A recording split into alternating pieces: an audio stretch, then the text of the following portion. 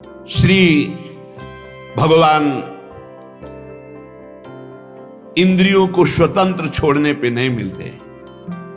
याद रखो, संत संग से इंद्रियां संयम में होती हैं, संत संग से इंद्रियों की शांति बढ़ती है, सुख प्रत्यक्ष दर्शने लगता है, कल्पना का नहीं। इसलिए संत संग का पहला सोपान, चाहे गृहस्थ हो चाहे विरक्त हो, ध्यान देकर सुनो। ये आज जो सर्वनाश किया जा रहा है ब्रह्मचर्य का, इसी से संत लाभ नहीं मिल पाएगा।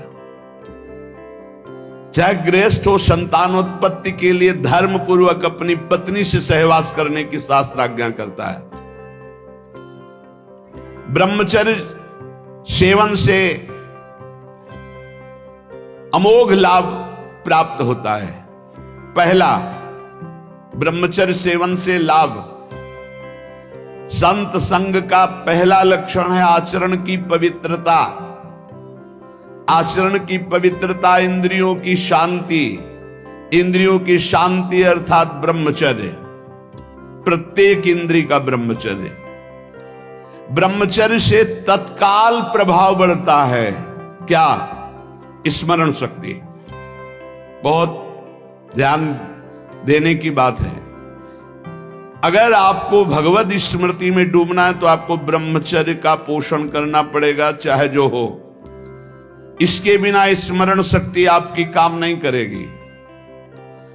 स्मरण शक्ति बहुत प्रवीण, एक बार जो सुन लिया उसका सैकड़ों बार मनन हुआ, मनन होकर उसके आगे धारणा शक्ति।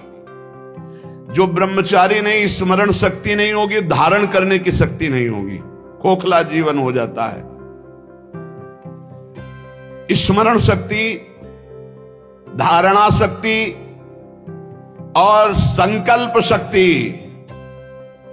इतने बजे जगना है, इतना करना है, ऐसे चलना है, ऐसे सब होगा। और जब ब्रह्मचर्य नहीं तो चाहे 1000 बार संकल्प करो, तुम्हारे काम में नहीं आएगा। स्मरण शक्ति, धारणा शक्ति, संकल्प शक्ति, इच्छा शक्ति जिसे कहते, और उत्साह शक्ति और शरीर शक्ति, ये शक्तियां उसके अंदर प्रकाशित होती हैं जो ब्रह्मचर्य का पोषण करता है। स्मरण, धारण करना, जो संकल्प नियम ले उसका अक्षरशः पालन करना, और उत्साह बना रहना, और शरीर में स्फूर्ति रहना। ब्रह्मचर्य एक विलक्षण महाव्रत है। ब्रह्मचारी का सौंदर्य प्रस्फुटित होता है। एक नूर उसके चेहरे पे झलकता है जो ब्रह्मचर्य को धारण करता है। एक नवीन आकर्षण, बालवत चेहरा, एक आकर्षण होता है, भागवती। और जिसका ब्रह्मचर्य पुष्ट होने लगता है, उसके शरीर से सुगंध आने लगती है। सुगंध, जो भोगी पुरुष होता पास से निकल जाए तो दुर्गंध निकलेगी, और जो ब्रह्मचारी होगा तो उसके शरीर में सौरभ होगी। ब्रह्मचारी का एक एक रोम तेज से युक्त होने लगता है। चेहरे पर हर समय प्रफुल्लता, मुस्कान, उसका हृदय नंदन वन हो जाता है, आनंदवन। बिना किसी कारण की प्रसन्नता बनी रहती है। शरीर अगर किसी असाध्य रोग से युक्त है तो भी उसके विचार कभी रोगी नहीं हो सकते, विचार स्वस्थ रहता है। और जो ब्रह्मचर्य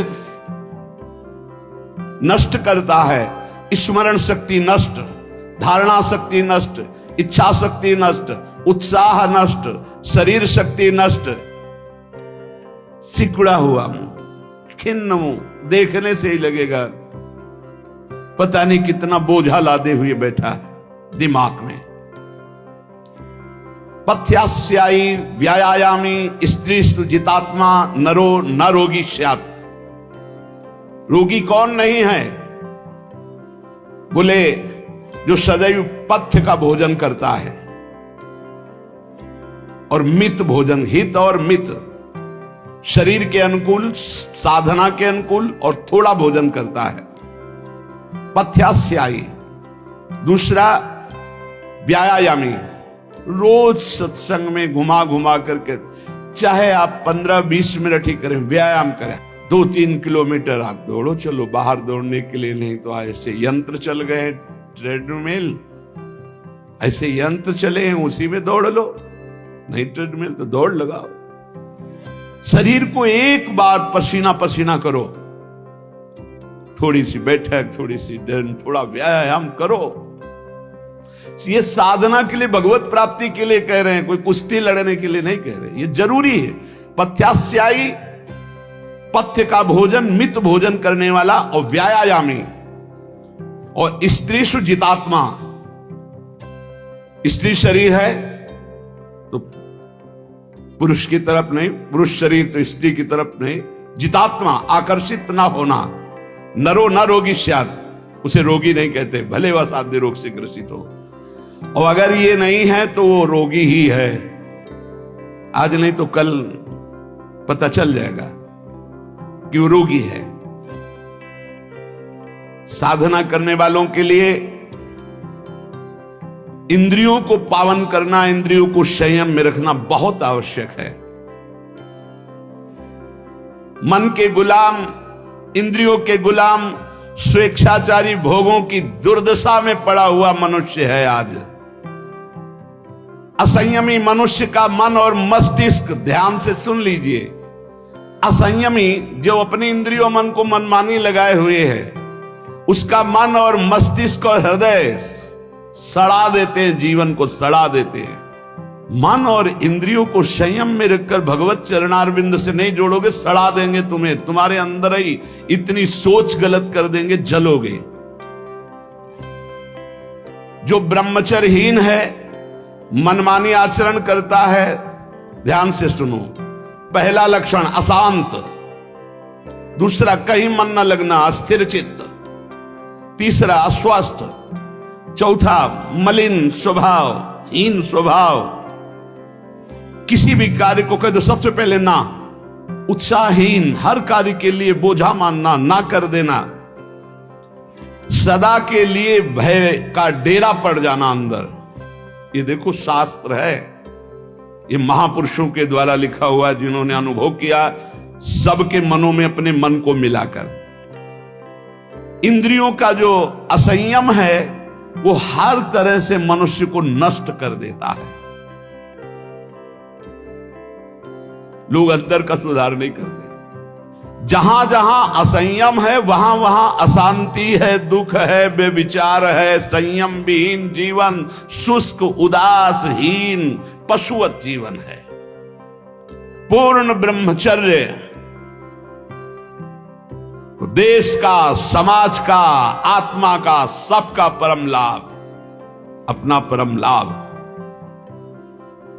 चाहे गृहस्थ हो चाहे विरक्त, जरूरी है अपनी शक्ति को नष्ट करना, आवश्यकता के अनुसार धर्मयुक्त प्रयोग तो ठीक है।